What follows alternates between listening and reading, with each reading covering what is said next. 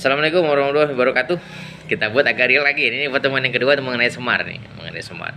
Kemarin nih janji saya akan melanjutkan beberapa nama dari Semar ini ya. Ada kemarin kita sebutkan nama Semar itu ada Bodronoyo.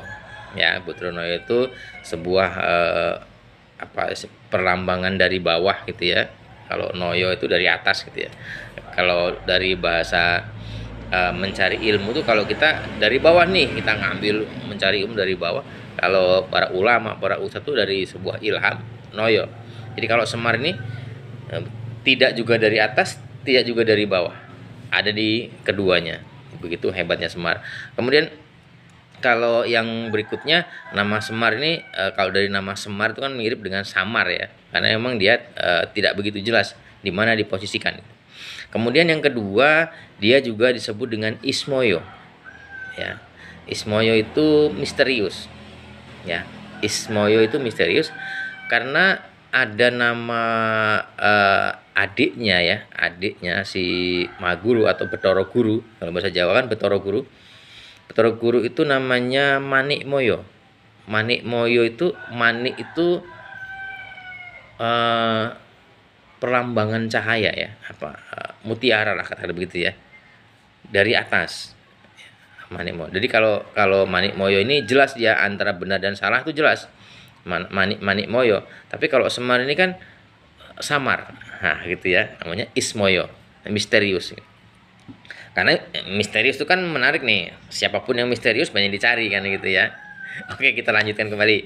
Lanjutkan. Kalau dari versi Purwocarito, kalau versi itu kan maksudnya Semar ini kan cerita dari beberapa versi ya. Ada versi A menceritakan bahwa seperti ini, ada versi B menceritakan seperti ini. Bahkan ada sebuah cerita yang versi yang berbeda lagi nanti. Kalau versi Purwocarito itu menggambarkannya sebagai telur ya, dari telur. Telur itu kalau kulitnya dari luar itu yang menjadi togok yang kemarin saya ceritakan ya, seorang Tejo Mantri itu menjadi dari kulit telur itu ya. Kemudian kalau dalamnya kuningnya itu yang menjadi Manik Moyo, Manik tadi ya, Manik Moyo Mahaguru atau Betoro Guru. Kemudian putihnya itu ada Semar. Ya, putihnya itu Semar. Jadi dari yang pertama itu dari kulitnya, tengahnya Semar, dalam sendiri itu adalah Manik Moyo. Ya, Manik Moyo ya, Betoro Guru. Kemudian dari serat yang berbeda lagi nih. Serat yang berbeda lagi ada sebuah cerita bahwa Semar ini sebetul anaknya Nabi Adam.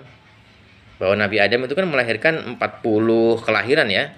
40 kelahiran semuanya kembar, tapi anak yang pertama si Nabi Sis, kalau seorang ya kita sering sebut ya, Nabi Sis itu anak dari Nabi Adam, satu-satunya yang tidak kembar ya. Itu kalau dari asal beberapa versi ya, berikutnya Semar ini yang kemarin saya ceritakan bahwa dia tuh diagungkan atau sebuah narasi Tuhan gitu ya.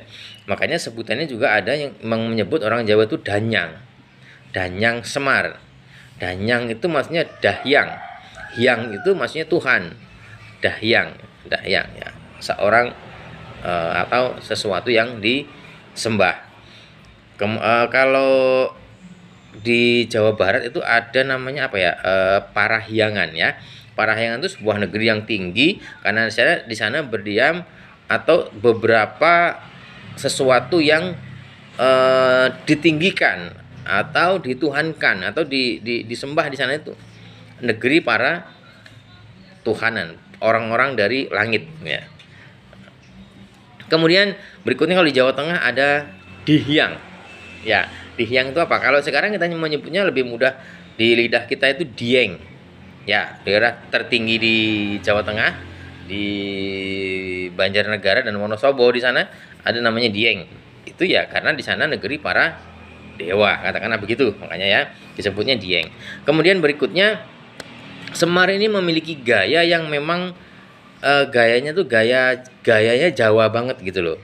Jadi sebuah perbutan gaya ketuhanan menurut orang Jawa itu semuanya ada di Semar, termasuk di perutnya, di bibirnya ya, menghadapnya, kemudian dia tuh tua atau muda juga kan kurang jelas, samar begitu, ya, gaya-gaya.